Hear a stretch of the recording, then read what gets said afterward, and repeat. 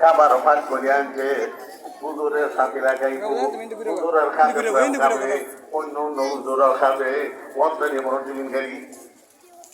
আমি নিজে আমি আমার হযরতের কাছে গেছি লালখান বাজার থেকে আল্লামা মুফতি ইজহারুল ইসলাম চৌধুরী সাহেব বিভিন্ন ধরনের খাবার পাক করিয়া হযরতের কাছে নিয়ে আসছে।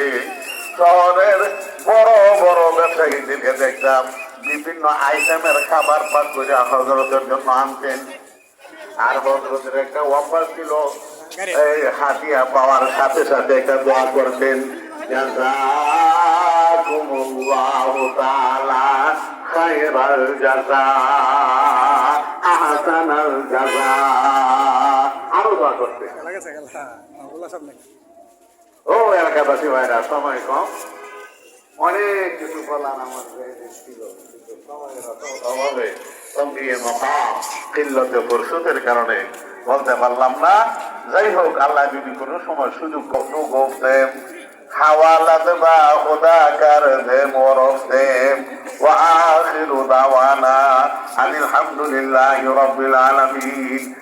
আসরের পরে এই দেশের সর্বজন শ্রদ্ধেয় ব্যক্তি পীর কামেল আল্লামা শাইখুল হাদিস শফিকুর রহমান জালালাবাদী সাহেব দামাত বরকাতুহুল আলিয়া, এনার বয়ান হবে, খুব আহাম বয়ান হবে।